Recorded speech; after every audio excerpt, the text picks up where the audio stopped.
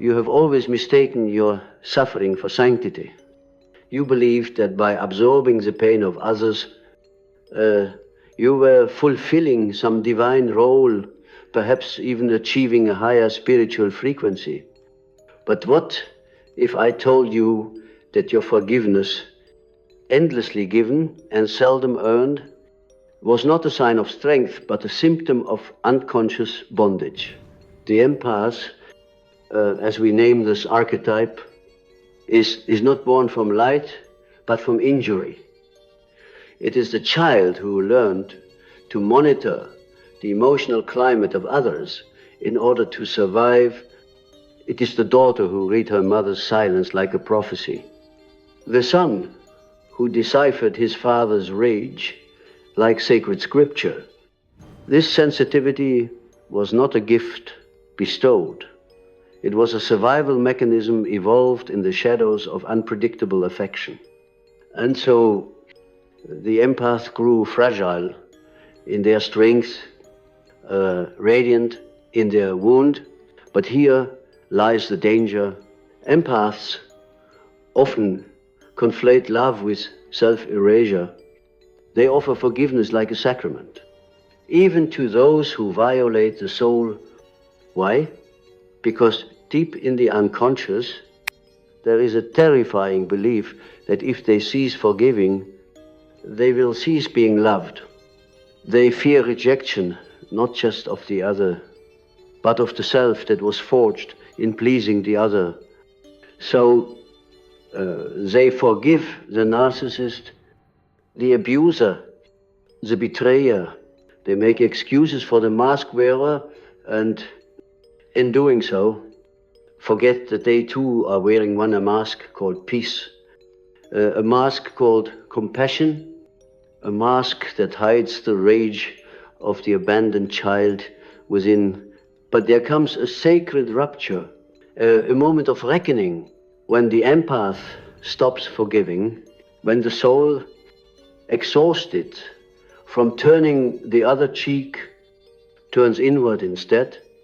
This is not an act of vengeance, but of awakening. It is the threshold of individuation, the point at which the false self begins to crack. And the authentic self whispers through the fractures. At that moment, masks fall, not just those of the others, but your own. And what you see in the rubble is terrifying. You see how your empathy has been weaponized against you, how your light has been siphoned to feed the shadows of others.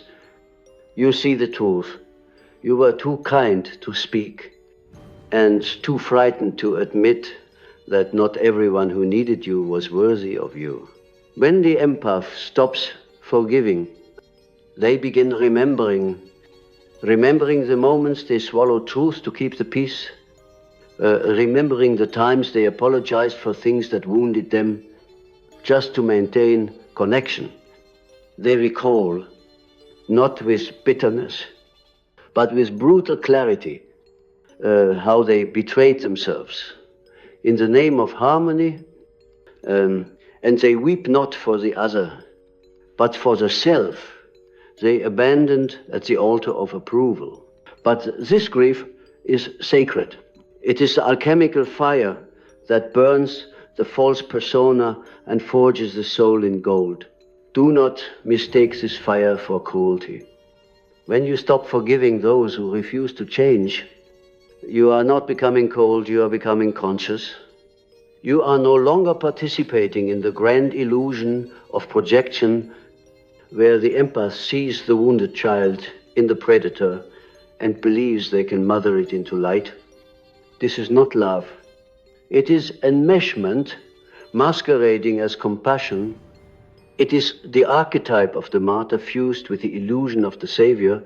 It is a complex born from the fear of abandonment and fueled by unconscious guilt, but the psyche longs for balance.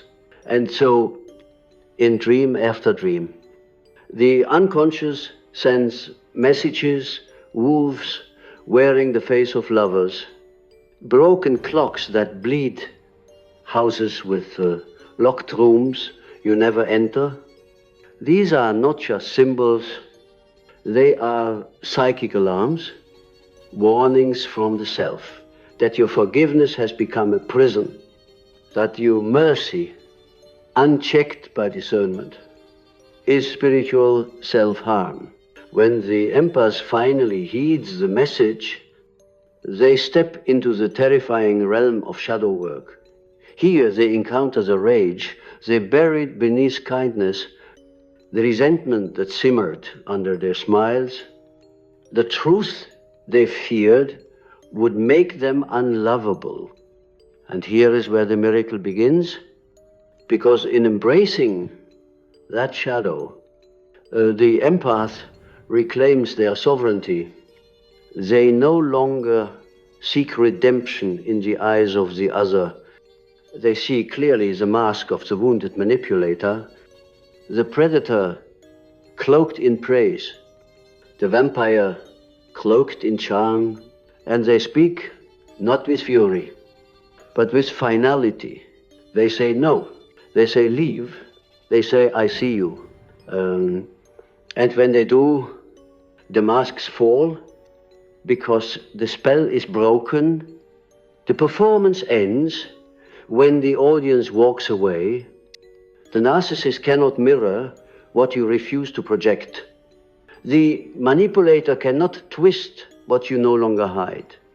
Your clarity becomes their unmasking. Your truth becomes their undoing. The power you gave away in the form of forgiveness returns to you in the form of boundaries. But there is grief here too, because once the masks fall, the fantasy dies. You must mourn the illusion, the version of them you believed in, the potential you fell in love with, the promise that never came. You must bury the idea that your love could fix them. And in that burial, something unexpected occurs. Your soul resurrects. This is individuation. This is the path the mystics walked, the prophets burned, for it is the death of the false self and the birth of the inner sovereign. And it begins not with light, but with a refusal to betray your own darkness. I have said before, one does not become enlightened by imagining figures of light, but by making the darkness conscious. The empath who stops forgiving is not becoming evil, they are becoming whole. They are integrating the parts of themselves they were taught to suppress, and in doing so, they become terrifying, not because they harm, but because they no longer tolerate harm. They are no longer emotionally available to those who feed on empathy without offering accountability. They are no longer psychic food for the unhealed. This frightens those who depended on their silence. But this is the cost of wholeness, to walk away from false peace, to choose inner truth over outer harmony, to become the mirror that reflects the unspoken, the unsaid, the unseen. Let us go deeper. In the collective unconscious, there exists an archetype called the divine child. This child represents the true self, the undamaged, radiant, intuitive core of being. For many empaths, this divine child was exiled early. In its place, the pleaser was born, the healer, the listener. These are noble masks, but masks, nonetheless, they serve a purpose in the trauma matrix. But they are not the face of the soul. When the empath stops forgiving, they begin searching for this lost child. They journey inward through layers of pain, betrayal, and identity confusion. They descend into the underworld of the psyche, guided not by light, but by longing. And there, beneath the rubble of false forgiveness, they find her the radiant, furious, untamed self. She does not beg, she does not shrink, she remembers everything. And in her eyes, you see your original power, the power that does not need to be earned by pleasing, the power that does not depend on being good. It simply is this moment, this reunion is a true healing. Because it is here, you realize forgiveness was never your duty. It was your delay. It postponed your reckoning with your own truth. It kept you circling the wound instead of cleansing it. But now the wound is ready. It has festered long enough. Your refusal to forgive the unforgivable is the scalpel. Your rage is the antiseptic. Your grief is the baptism.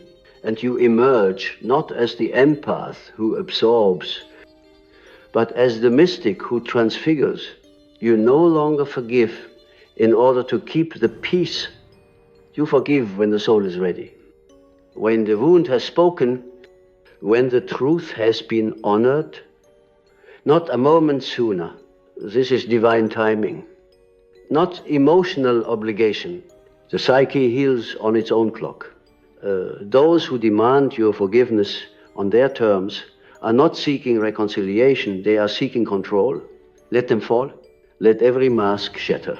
Let the silence speak the truth. Your compassion once concealed.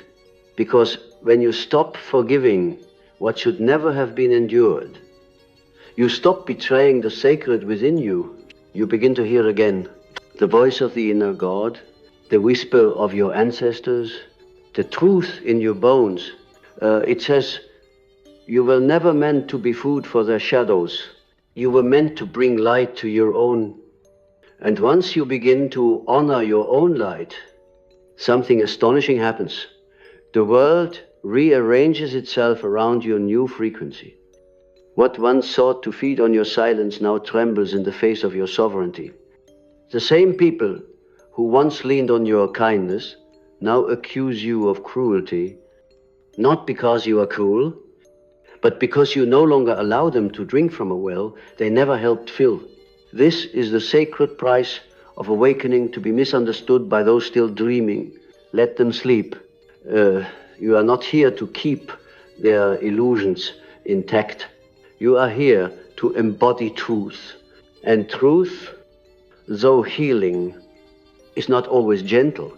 The empath who stops forgiving becomes a mirror. The world cannot look away from in your eyes. The liar sees his deception in your stillness. The manipulator hears the echo of his own hunger.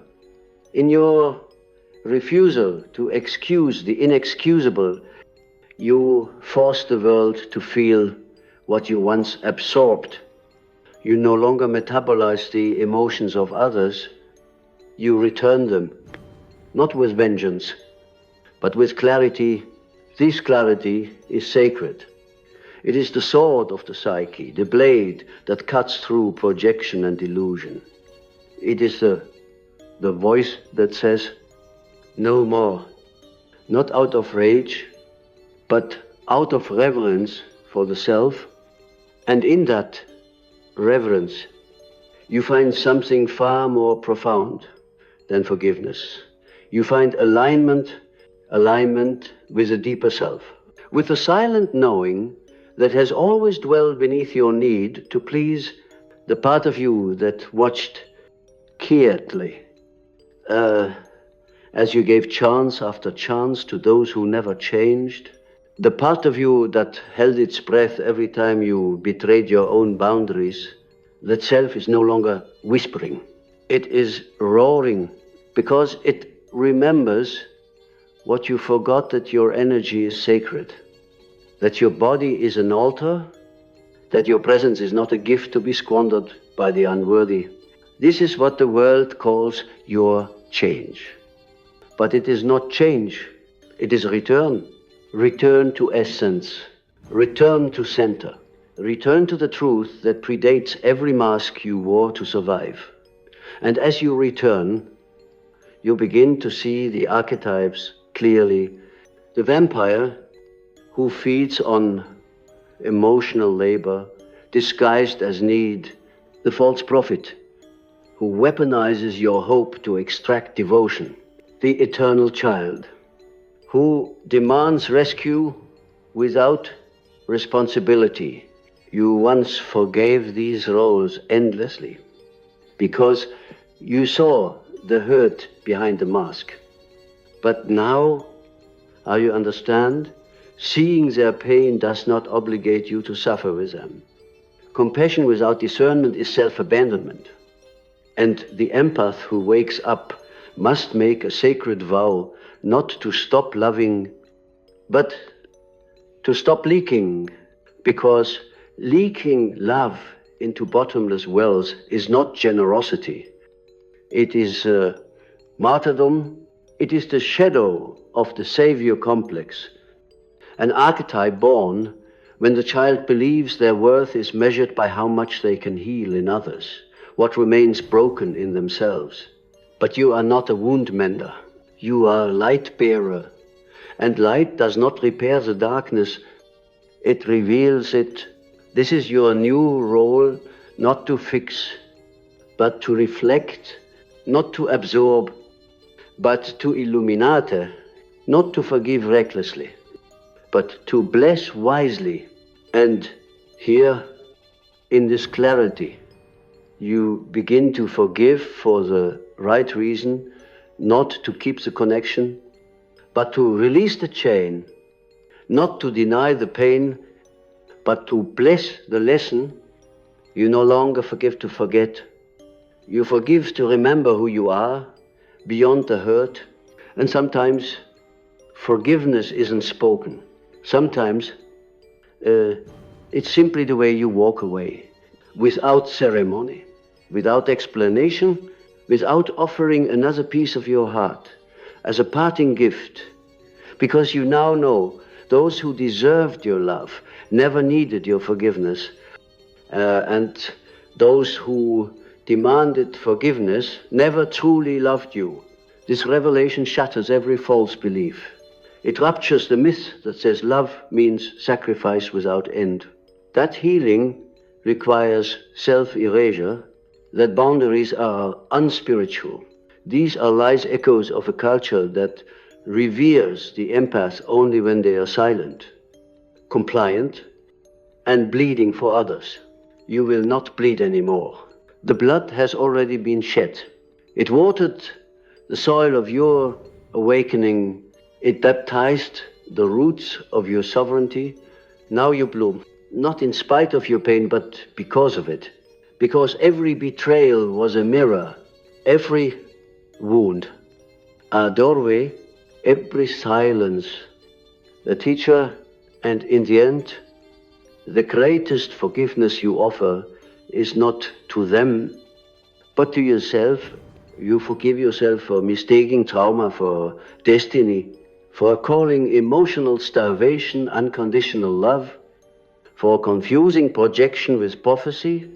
You forgive yourself for the years you stayed, for the nights you swallowed your voice, for the smiles that hid your screams.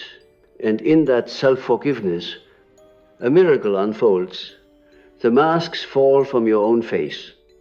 You see yourself not as the empath, not as the fixer, not as the forgiver, but as a sovereign soul who endured enough illusion to finally remember the truth. And the truth is this: you never needed their approval, you never needed their love, you never needed to be understood. You only ever needed to remember that your soul is not here to serve the shadows of others. It is here to shine, to speak, to walk in truth, even when the world demands your silence. And if that truth frightens them, so be it. Let every false connection fall. Let every unearned bond break. Let every mask shatter in the light of your becoming. Because the empath who stops forgiving becomes something dangerous, not to others, but to every system built on control, guilt, and emotional debt. You become a rebel in the soul's revolution, a prophet of the sacred, no, a lighthouse for those still drowning in codependency. And in your presence, others begin to awaken, not because you save them, but because you stop shielding them from the truth. And the truth, when spoken with clarity and compassion, does not destroy it, liberates. So speak it, even if your voice shakes, even if they leave, even if you stand alone, because the self has waited lifetimes for this moment to be seen, to be heard, to be obeyed. And when you finally obey your soul more than the stories you were taught, the masks fall not only from others, but from existence itself. You begin to see clearly the patterns, the illusions, the ancestral scripts. You stop dancing the trauma choreography passed down through generations. You burn the roles, you write new ones, not from pain, but from power, not from fear, but from freedom. This is what I meant when I said that individuation is not a path of comfort. It is a path of fire. It scorches every lie you've mistaken for love. It incinerates every apology you made for your own truth. And it leaves behind only what is real, you, unmasked, unyielding, unforgiving, not in spite, but in sacred clarity. This is the paradox, that when you stop forgiving in the way the world demands, you finally touch the true forgiveness the soul has been aching for. Not the forgiveness that binds you to the one who hurt you, but the forgiveness that sets you free. There is an ancient knowledge that returns to you the moment you stop performing love. This knowledge does not arrive in words, it arrives in symbols, in dreams, in the mysterious language of the unconscious. The soul speaks not in sentences, but in images, and when the empath seizes the compulsion to forgive as a survival tactic, the psyche begins to speak louder than ever before. You start to dream of keys and locked doors, of bridges collapsing behind you, of mirrors that show not faces but flames. These are not arbitrary, they are revelations. The locked door is the boundary you never claimed. The collapsing bridge is a connection you can no longer maintain. The burning mirror is the illusion of self-sacrifice melting into truth. Every dream becomes a message from the deeper self, psychic telegram saying, it is time, come home to yourself. But what is self? Truly, it is not your story. It is not your trauma. It is not your role as the compassionate one, the understanding one, the one who always stays. The self is the eternal archetype of wholeness. It contains all polarities, love and wrath, silence and sound, light and shadow. It is what you were before you learned to fragment yourself to be safe. It is the you that remembers your sacred anger and your holy discernment. The you that knows boundaries are not walls, they are altars. You begin to rebuild your inner temple, not from apologies, but from truth, not with forgiveness, but with fire. The empath, when awakened, becomes a guardian. You no longer open your gates to every energy that knocks. You become deliberate. You sense when someone is speaking from the mask or the soul, and you no longer entertain the former. No matter how sweet their words, you are not seduced by stories of sorrow anymore. You see the difference between wounds and weapons, You once forgave because you saw the pain behind the cruelty. Now you ask, what is that pain doing to me?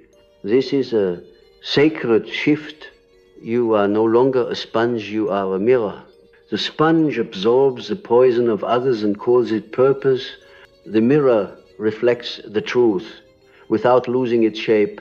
And the truth is, many people only loved your weakness. They felt strong when you were quiet, useful when you were soft, godlike when you were endlessly forgiving. But now your strength is an affront to their illusions. Your no feels like a thunderclap. Your silence feels like exile. And that is not your burden to carry. It is their reckoning. You are not cruel for becoming discerning. You are not cold. For walking away from one-sided intimacy, you are not broken for no longer offering yourself as an emotional bandage. You are becoming real. And in the realm of the real, everything false must fall. That includes the fantasy that you could love someone into healing. You can't. Healing is not a product of proximity. It is a product of personal choice. And so many empaths stay in toxic dynamics because they see potential, but potential is not a promise. It is a projection. It is the image your soul paints over the wound of another, hoping that your light will be enough to pull them into their own. But light cannot do the work for them. It can only reveal the way. You are not the way. You are the reminder. You are not the healer. You are the reflection. And when you finally stop forgiving what must be faced, you give others the gift of their own darkness. You stop intercepting their karma. You stop delaying their lessons. You stop confusing your guilt with your guidance. And this is where the real power lives. Because in this clarity, you begin to understand forgiveness from a deeper plane, not as a transaction, not as a performance, but as a release. Forgiveness does not mean reunion. It does not mean silence. It does not mean pretending the wound never happened. Real forgiveness burns. It sears through illusion and leaves only truth.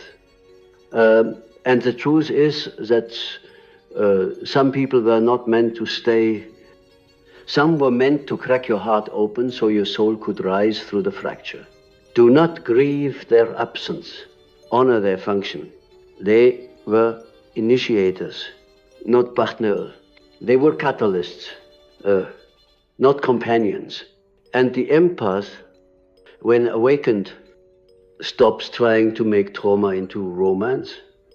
You no longer fall for the broken bird who bites your hand. You no longer stay in places where your silence is currency. You no longer accept crumbs and call it grace. You have tasted truth now. You have knelt before your own rage. You have wept into the arms of your own shadow. You no longer fear solitude.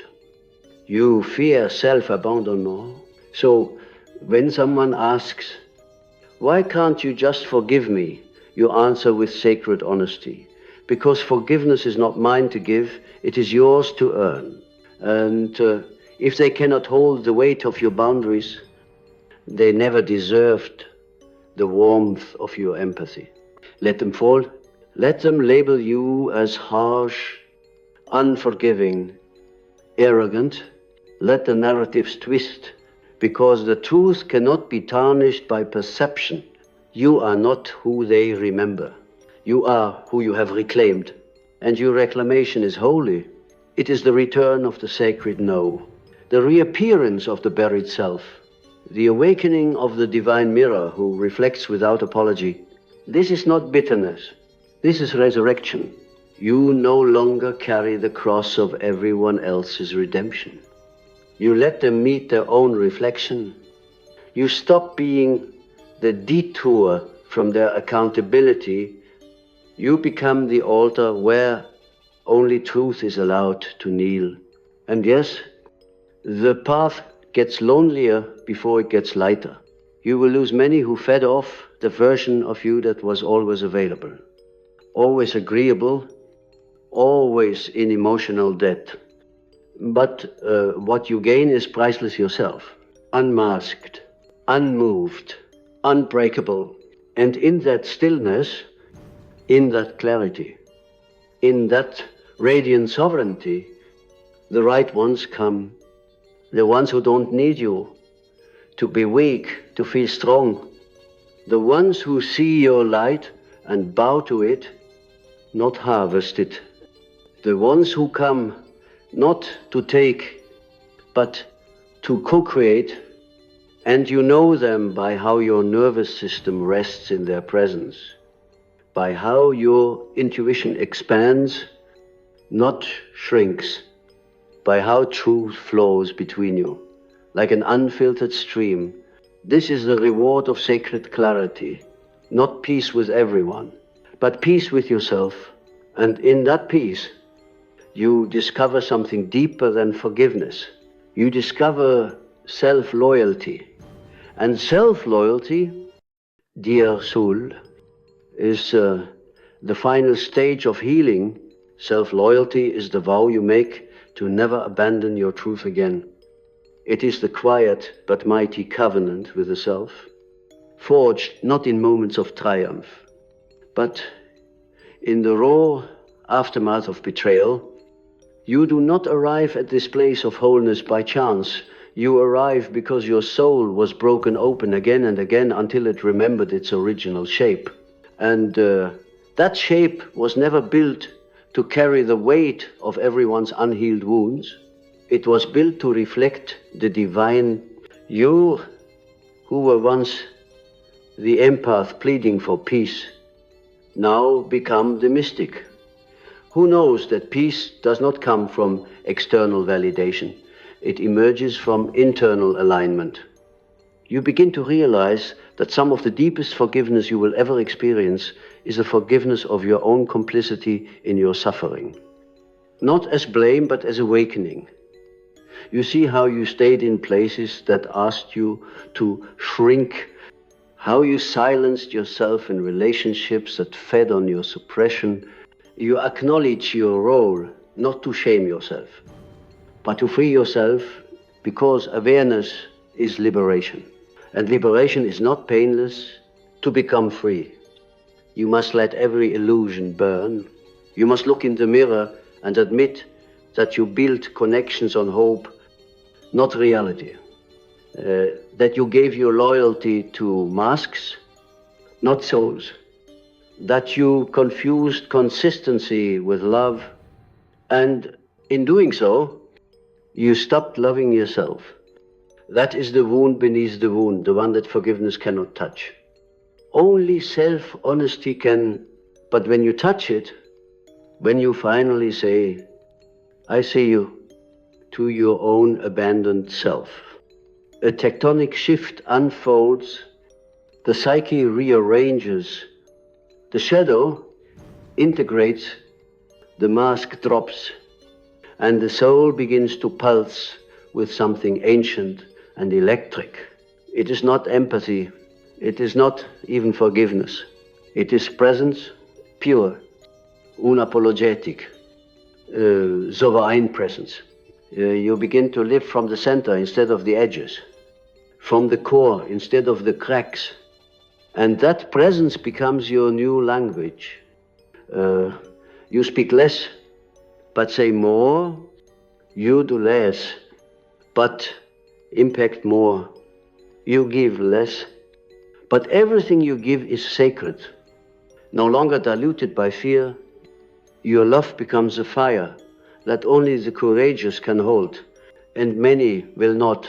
They will call you distant, they will call you selfish, they will call you changed, and they will be right. You are changed, but not in the way they think. You did not become hard, you became whole. You did not become cruel. You became clear. You did not stop loving. You stopped lying. To them, to yourself, to the illusion that empathy means erasure, it never did. Empathy is not the river in which you drown. It is the cup from which you offer when your own well is full. Anything less is not empathy.